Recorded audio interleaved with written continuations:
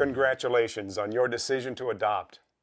Since you're watching this presentation, you're probably seriously considering adoption of a child or young person who is currently placed in treatment foster care. Preparing you and your family for this joy-filled and sometimes challenging journey is our #1 goal. You are about to embark on one of the most exciting adventures of your life. Any journey, no matter how wonderful, however, is likely to be more successful if 1. You make sure your family is well prepared for the road ahead. 2. You have a good roadmap that you know how to read. And 3. You plan ahead for any possible challenges. So why do we ask you to be certain your family is well prepared? Well, because even a high-functioning, successful family can be ill-equipped to handle the bumps in the road often presented by a child with a background of trauma and abuse.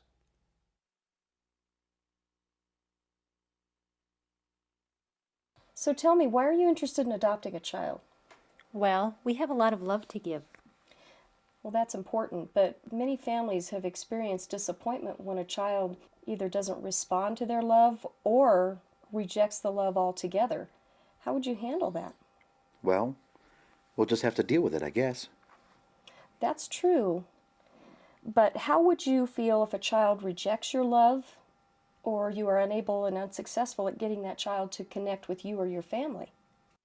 Hopefully there'll be someone we can call because I'm not certain I know what I would do. Well, that's a great point, Mary. One of the most important things that you can do now before a child is placed with you is to set up a support network. Who's part of your current support network now? Well, our pastor, our friends, and our extended family. Wonderful. Sounds like you're very clear on who you can turn to. Now who would you talk to about setting up a professional support system? For example, therapy or psychiatric services in your community. Maybe we need to set up an interview with the mental health center.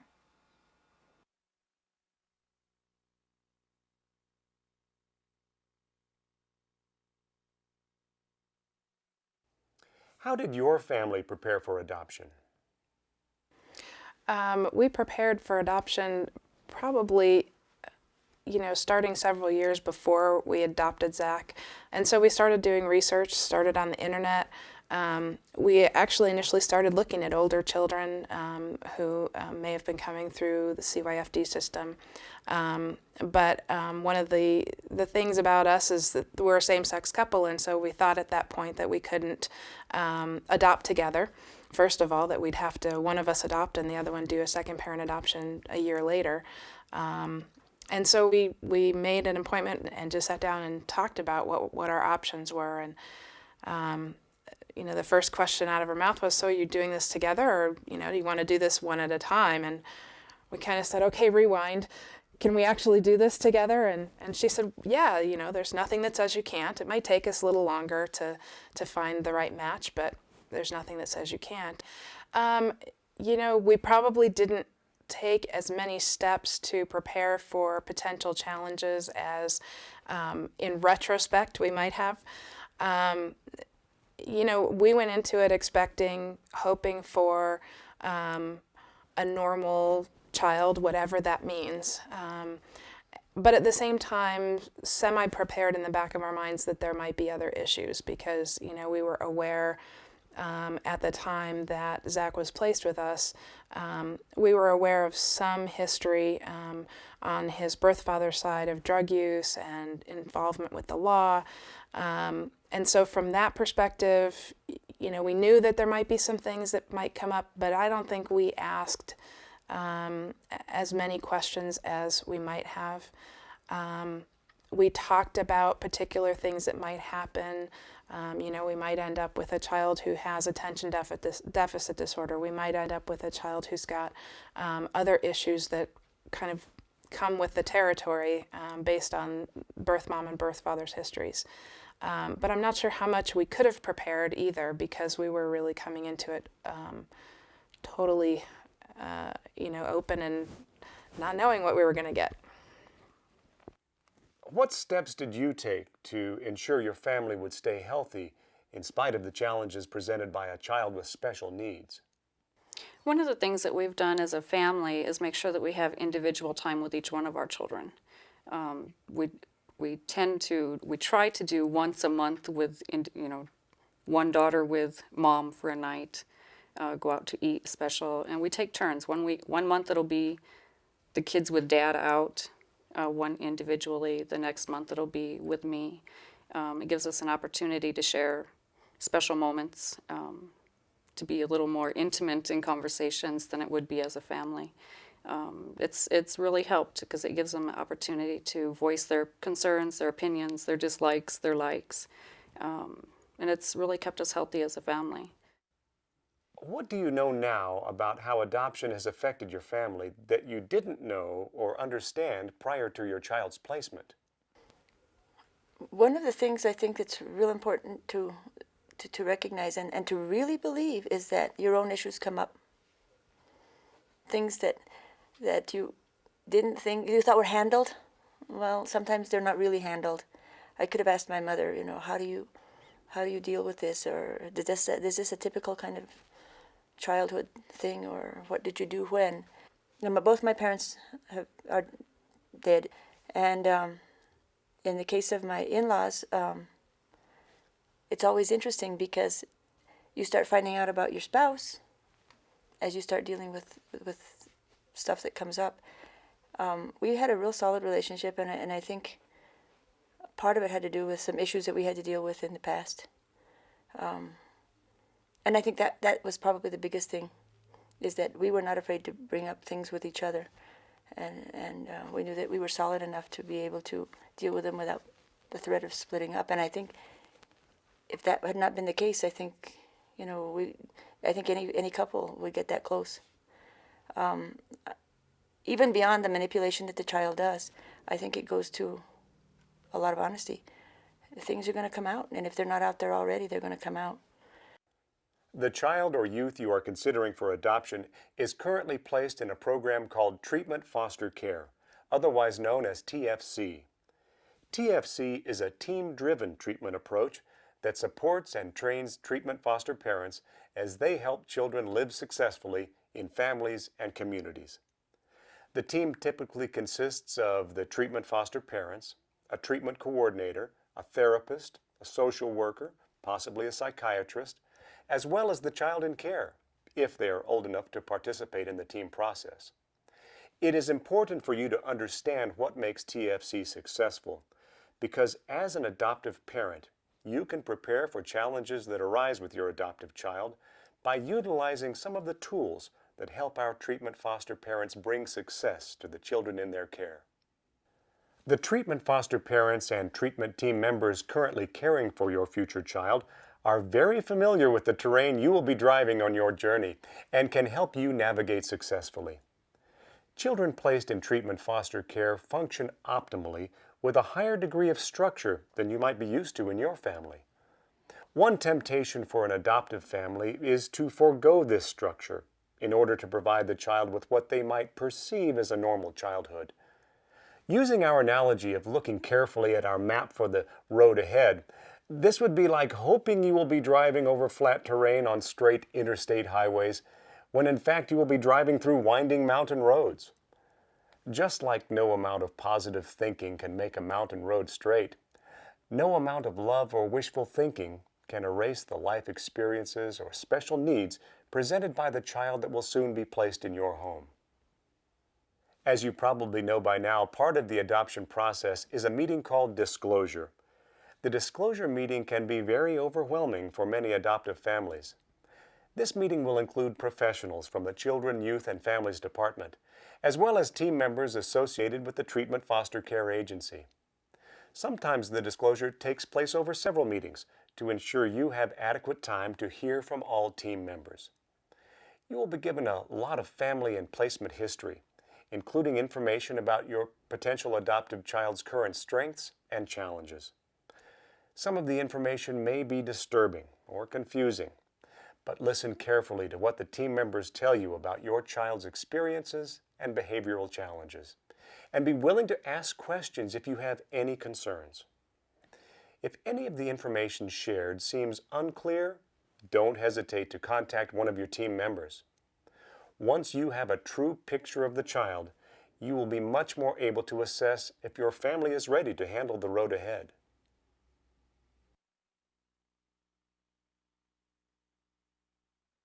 Good afternoon, everyone. Good afternoon. We're here today for what is called the full disclosure of the child that has been selected to join your family unit. The staff that has worked with this child is going to present to you the information and all documents concerning the child's history, why they came into care, their education, physical and mental health, as well as their placement history and the relationship with their bio family. It's going to be very important for you to ask questions during this presentation, so write those questions down as they come to you. At the end of this presentation, you'll be given a photo of the child. You will be asked to sign all of the documents that are presented to you, but the documents are there for you to take home and review. You will be given a list of individuals that know this child very well, such as the current foster placement, the therapist, and educators.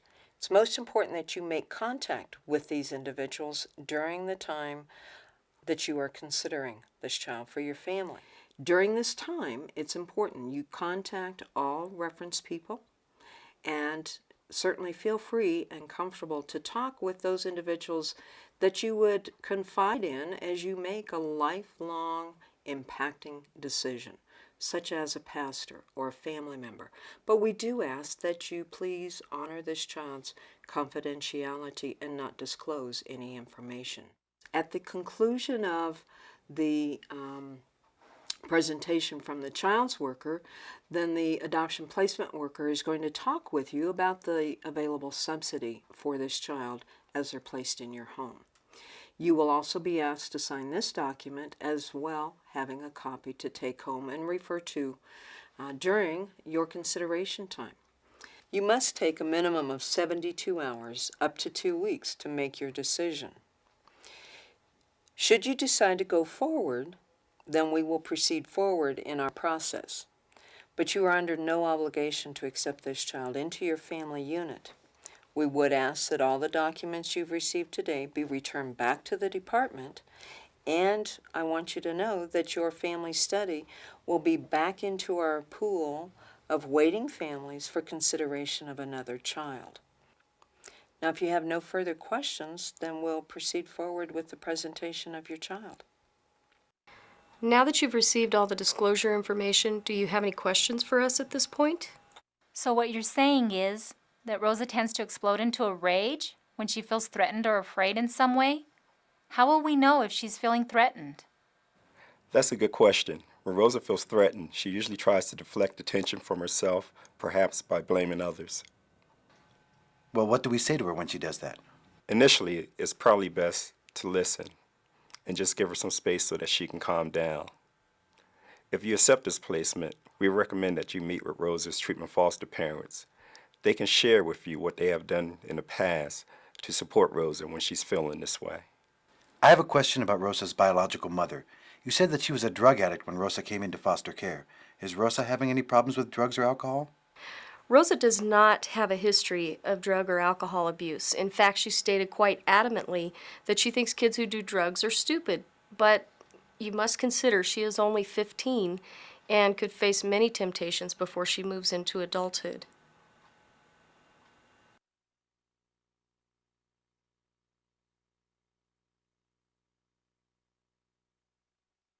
What do you remember from your child's disclosure meeting? You know, I think for me as a professional, I was okay at the second disclosure when she was going to be adopted. I think what was really salient for me at that time was being disclosed about the family history. And I didn't expect my own reaction to that because we had already known our child for several years. So we figured, well, we know her behaviors, we know her history. But to hear the family history actually brought me to tears.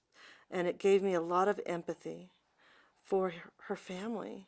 And it made me really, really understand that they probably didn't stand a chance at having a successful being a successful parent with our daughter, not because they didn't love her enough, but because they didn't have the history of support. Is there anything you wish you had asked during or right after disclosure that you didn't? Also hearing, I think, about some of the family's health and mental health history. As a layperson, I think when you hear things like schizophrenia, bipolar disorder, ADHD, reactive attachment disorder, these are all terms, and I would encourage a family that's going to adopt, if you hear these things, ask what that might mean in their behavior. And then, I know for us, I wondered what it might mean for her when she's 15 and she's in a totally different developmental stage. And she might see, we had already worked with her in therapy prior to adopting her, but knowing that when she gets older, she's going to look back at these things and trying to wonder how might some of these health issues be reflected in her personality, in her behavior as she got older. I would really encourage any family that's thinking about adopting, when you hear about mental illness or a history of abuse, talk about how that might translate to you and your family, what that might look like in terms of behavior, and what you can do about it. Assuming you decide to move forward with your adoptive placement, what can you do to optimize your potential for success? First of all, keep things relatively low-key and simple when the child is first placed in your home. Also, be clear about rules and expectations from the very beginning. When you are first getting to know your child, he or she will probably be more motivated to fit into your household and less likely to take rules personally. If you are too lax at the beginning of the placement, perhaps because you want to give your new child the benefit of the doubt, then he or she is more likely to rebel if you attempt to inflict structure after the fact, when an unspoken rule has been broken. At that point, they might believe that the rule has been created because you think that they are a bad kid, and because you pretended to be nice when you are in fact mean and not to be trusted.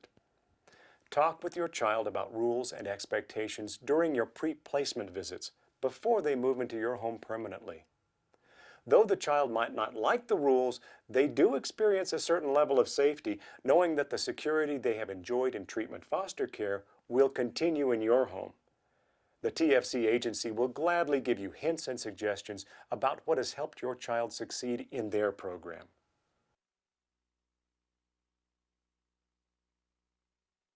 Hey, can we watch a movie after dinner? Well, maybe. Your foster mom said you still had homework to complete for tomorrow. Did you get it all done before we ate dinner? Well, no.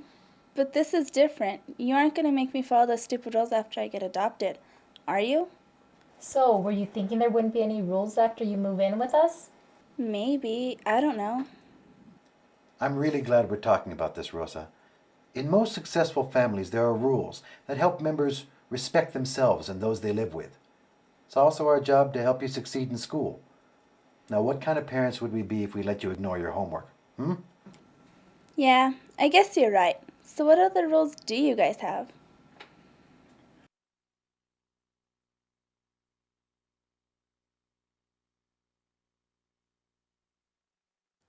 How did you talk with your adoptive child about family rules and expectations? We sat down, we did have family meetings to talk about different things, and we kept the children very close to us. That was one of the recommendations, and I think it was a very important recommendation, where they had to learn to trust us because there were a lot of issues around trust with adults, and especially with parents. So we really worked hard on them learning to ask us and work with us. We talked about some basic rules, and that's respect, responsibility, and fun to be with. Because sometimes the children aren't as fun to be with as we would love for them to be. The way we deal with the rules and expectations is we do have a list of rules. We have them periodic or strategically placed around the house at the top of the stairs where when they go up the stairs every day, they're right there, so they're constantly reminded. We do sit down and, discuss rules periodically. I'd usually take the time in the morning when he's eating breakfast. It's like, okay, these are our expectations for the day. What are your expectations for the day? And it tends to help him to know or to reinforce what he expects of himself and what he knows that we expect.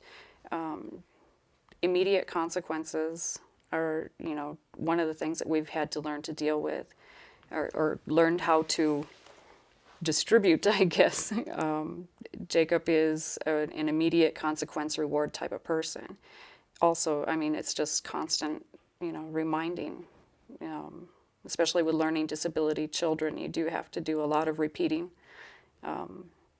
You get tired of hearing yourself talk sometimes because they do have to be reminded so often of your expectations and rules and responsibilities. Is there anything you wish you had talked about early on that you didn't? I wish I would not have placed her in preschool. I wish I would not have broken the pattern that we had set. In other words, I think the best thing we could have done for her, and the thing we have done for her, is kept her real close to us. But I was listening to other parents who were trying to convince me that it was a good thing to go ahead and send her to preschool. And I wish that, and by doing that, what we did is we broke the little role that we were on. So the napping, just everything got turned around a little bit. And it took us several weeks to get back to where, because what she had done is she had taken the parent role, even in the classroom, and was caring for the kids, being the little mother, and it was cute to everybody around her, but she doesn't need to do that. So she would come home and she was tired. She'd worked.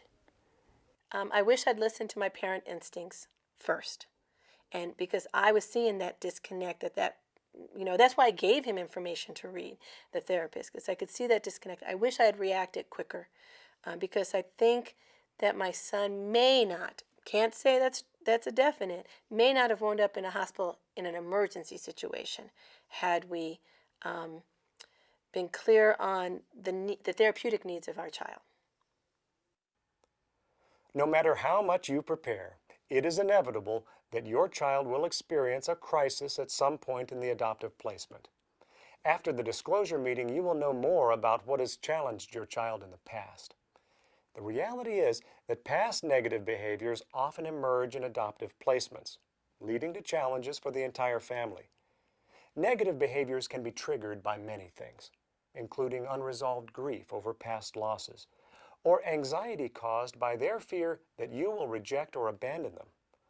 The most important thing for you to remember at this point is that their negative behavior is in no way a reflection on you as a parent or as a person.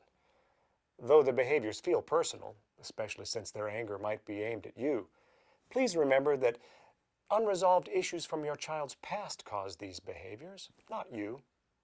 So what do you do at this point? Well, get support for yourself and your family, and accept that no amount of effort on your part is going to quickly heal your child's wounds from the past. Healing is a process that takes time and patience. Research shows that the #1 factor in a successful adoption is the adoptive family's willingness to seek outside support when problems emerge.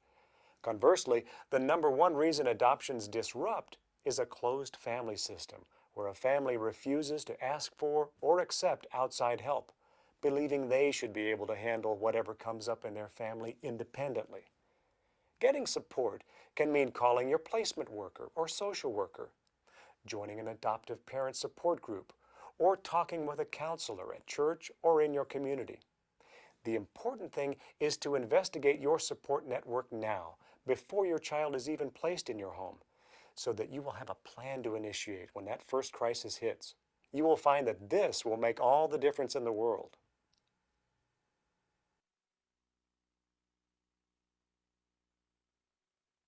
Okay, thanks. Bye. Frank! Frank! What's wrong, honey? Have you talked to Rosa since she got home from school today? No. Why? The school just called. Rosa got caught breaking into someone's locker. Maybe there's been some misunderstanding. Let's talk to Rosa. Rosa, can you come here a minute? What do you want? The school just called. So? I don't care. We're upset. Do you want to tell us what happened? Whatever. Honey, we're your parents. We only want to help. Shut up! You're not my real parents. My real parents would never treat me this way. I hate you! Who does she think she is talking to us like that? I want her out of this house. I'm upset too. They did tell us this might happen. Let's call Carol. I bet she'll know what to do. Hello, Carol? Rosa just stormed out of the room. We don't know what to do. I'm so glad you called. Tell me what happened.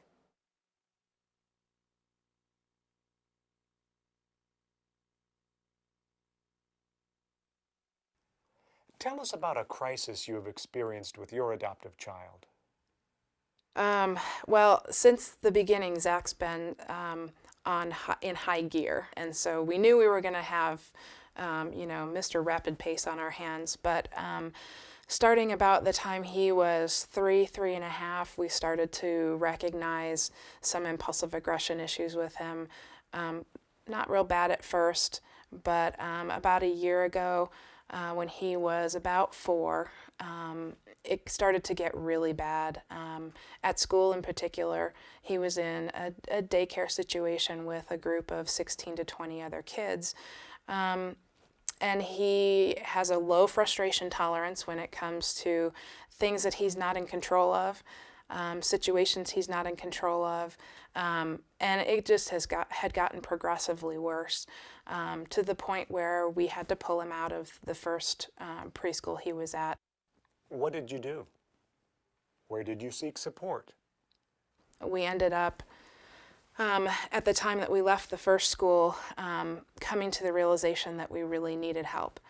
I think that's probably the most difficult realization that you can come to as a parent, whether you're parenting a child with known special needs or whether you're parenting a child whose special needs pop up and you have to deal with them. And luckily, the agency that we had worked with all along has a spectrum of services available. So we were able to go back and say, we don't have all the answers. We got to figure something out. We need help. Got Zach into counseling. We also go to counseling periodically with the same therapist. He sees a psychiatrist there. We're working on medications and things like that. So we're trying sort of a well-rounded approach, hopefully, for him. Is there anything you wish you had done differently? I think I wish we had sought outside help sooner. I think, we, as parents, we were sort of stubborn in reaching the realization that we needed external help. We wanted so badly to be the best parents we could possibly be, and we were trying very, very hard and felt like we were failing somehow. And so it was really hard to come to the decision to go get help, and I wish that we had done it maybe 6 months or a year earlier before Zach had to leave a school that he really, really loved. Adopting a child can be a profoundly gratifying experience for you and your family. Watching a child blossom as they begin to accept and return love can bring joy unparalleled by anything you will experience in your lifetime. If you plan for your journey now and consider any potholes you might encounter, your rewards will be immeasurable.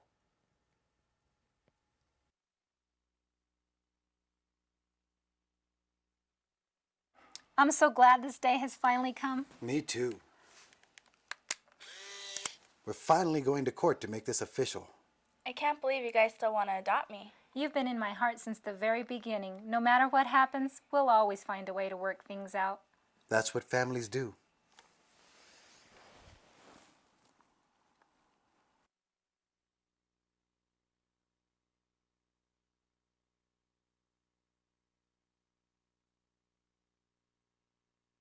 Tell us about your child's strengths.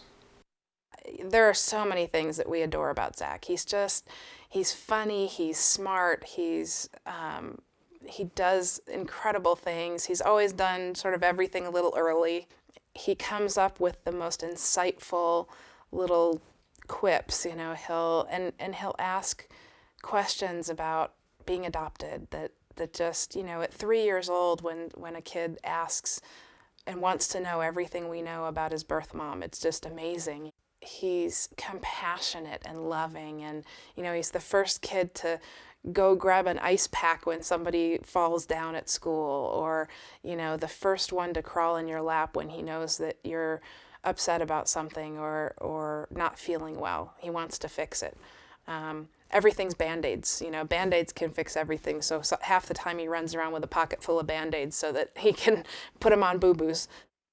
They're just wonderful children. I love and adore all my children. They're just great. They're bright, they're creative, they're fun to be around.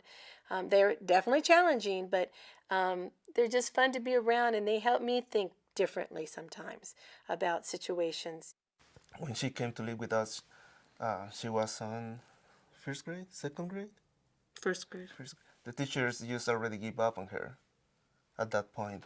Now, she's on middle school. She's on the honor roll. She gets awards for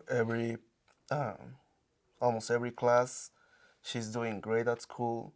She's on a 3.5 average. She left special classes. Now she's almost in a regular class, and she's doing fantastic. Fantastic. When she was in first grade, we hated to get the notices home from teachers. It was every day about some miserable thing that she had done and how she was a wretched child. And now here she is, and the notices are, please come see us. There's an awards assembly. The typical days at our parent conferences we're not invited to anymore because she's doing so well. Only the kids that aren't doing well. We're like, wait, what? She's playing in the band. She's on the volleyball team. She is really just very, very bright. Amazing. She's overcome incredible obstacles, including a learning disability. So she's a pretty incredible human being. We're blessed to have her in our life. Yes, we are. Tell us about some of the special moments you have had with your adoptive child. I think one of the most fun things I did is that I took all the kids on a trip to both places that I've lived as a child, because I wanted them to connect to my past and my husband's past. And we had them meet family and friends that we told them stories about that were too far to see here, that we tell stories about, so that they had those connections too. Our daughter's amazing. Special moments with her have been her incredible insight. And I think for me, she's my hero because I couldn't live the life that she's lived and come out as great as she's come out. There was one time that it was really salient for us because we were talking about a boxer that I don't agree with his ways, and he has a history of being abusive. And she says to me, "Well, Mom, don't you think that maybe he ever had a rough life?" And I said, "Yeah, he probably did, but it doesn't excuse his behavior." And she says, "Well, he's probably driving down the left lane of the highway. I was driving down that lane for a long time, and if I hadn't changed my life, I would have probably run into that guy in my future. But I'm in the right lane now." And that being a profound statement at 9 years old, I think just really goes to show how much she has had this inner strength that came from nowhere. Nothing we could have given her. Nothing that she'd experienced. It was all her. And I think a lot of her healing has to do with her strength, her innate, incredible strength, and her optimism in spite of what she had lived through. But I'd like to encourage families, if you're thinking about it, it's the most beautiful thing you can ever experience, and it's the hardest job you will ever love. Those little things, just those little things are when she can look at you in the eye after months of not being able to do that. When she allows us to do this little thing, we used to do it with her face, just circles of love. And there was one thing that we used to do, I remember early on, and that was, and I don't know where I learned it, but kissing and hugging her, and she would push away, and she didn't like that. She didn't like us to be affectionate with her. Well, me, to be affectionate with her. She would take affection from a stranger, but not from me. And the thing that I remember, she would say, "That's enough." And then I would tell her, "Never enough." And then I would hug her and kiss her and snuggle her more. All of a sudden, after several months, it switched. And she did it to me. And I said, "That's enough." And she said, "Never enough." Little things that just touch your heart.